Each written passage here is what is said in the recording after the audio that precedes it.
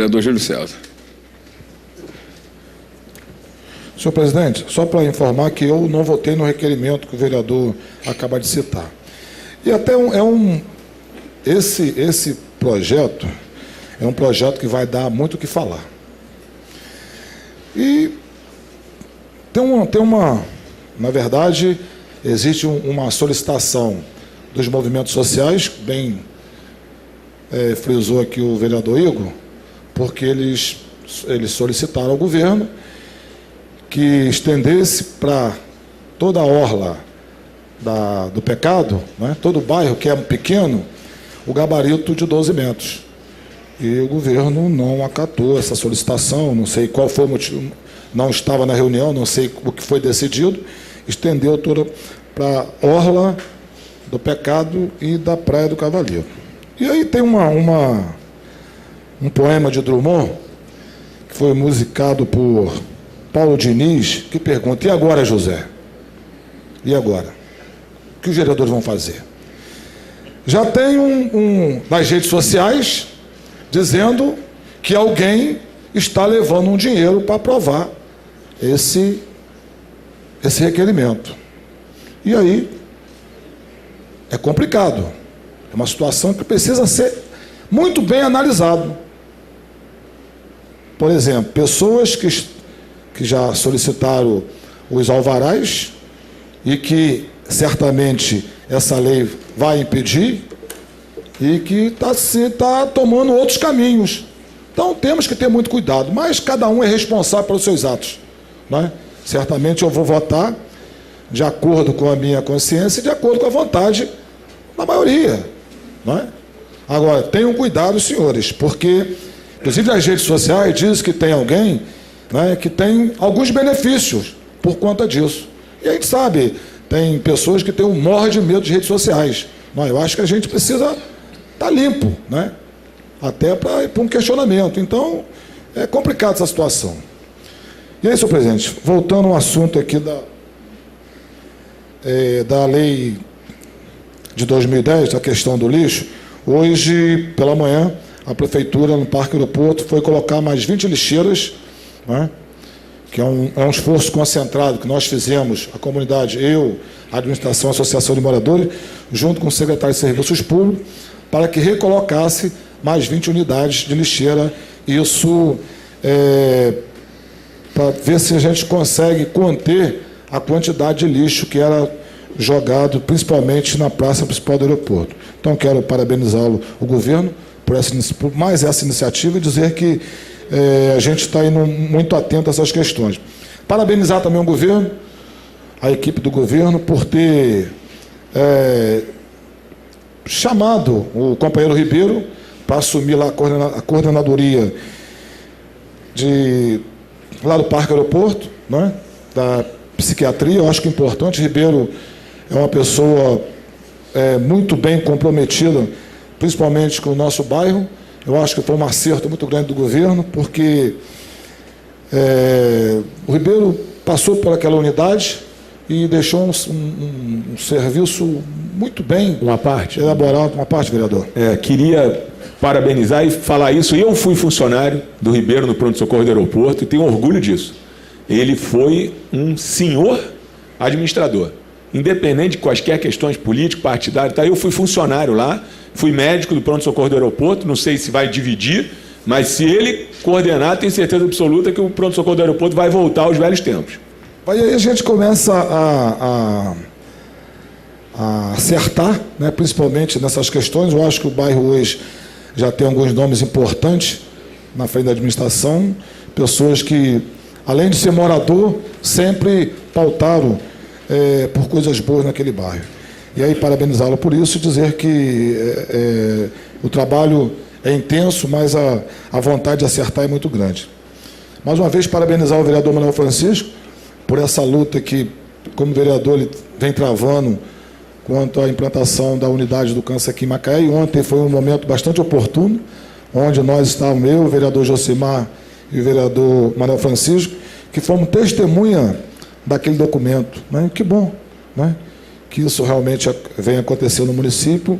Isso mostra o quanto essa equipe do governo tem tratado as questões de saúde de forma tão importante. Eu acho que foi bastante oportuna a nossa presença, porque isso vai dar uma condição melhor para as pessoas que fazem o uso do tratamento fora de domicílio, né? Quantas pessoas que precisam fazer o tratamento em Campos, Itaperuna, no Rio de Janeiro, Cabo Frio, enfim, né?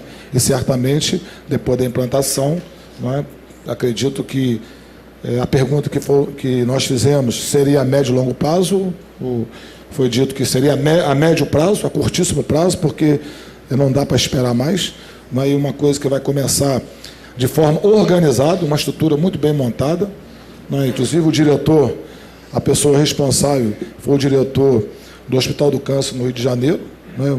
Uma pessoa que realmente é altamente conhecedor. Acho importante também, e aí lá surgiu até uma ideia, né, de um projeto de lei que a Câmara poderia estar promovendo, com a proibição da venda de cigarros nos comércios do município. Eu achei interessante, até porque já existe um projeto de lei do senador Paulo Davim, do Rio Grande do Norte, que fala sobre a proibição da comercialização de produtos de tabaco em postos de gasolina, local de vendas e consumo de alimentos, supermercado, lojas, conveniência e banca de jornais. Acho que é importante porque isso, se realmente a gente conseguir fazer esse projeto e o projeto for aprovado, e aí começa a ser uma fiscalização, uma proibição, porque em qualquer lugar você encontra o cigarro, não é?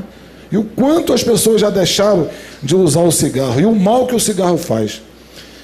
Mas o Brasil é responsável só para morte para os 13% da população, né, que tem o hábito do fumo, acaba perdendo a sua vida por doença ocasionada pelo uso do cigarro.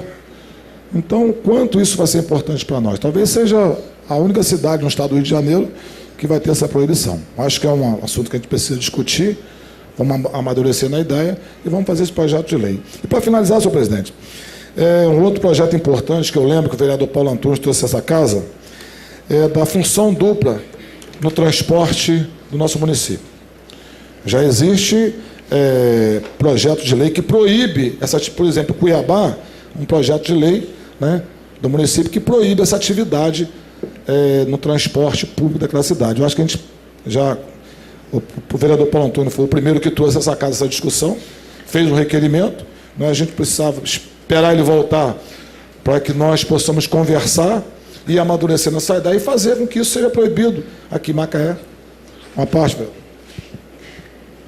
O vereador tocou muito bem nesse assunto, que nós, na audiência pública, fizemos referência, na ocasião, com o secretário de Mobilidade, que ia observar essas infrações, mas eu conversei com o vereador Paulo Antônio sobre o requerimento que ele havia feito, se ele teria alguma oposição se eu fizesse um projeto de lei.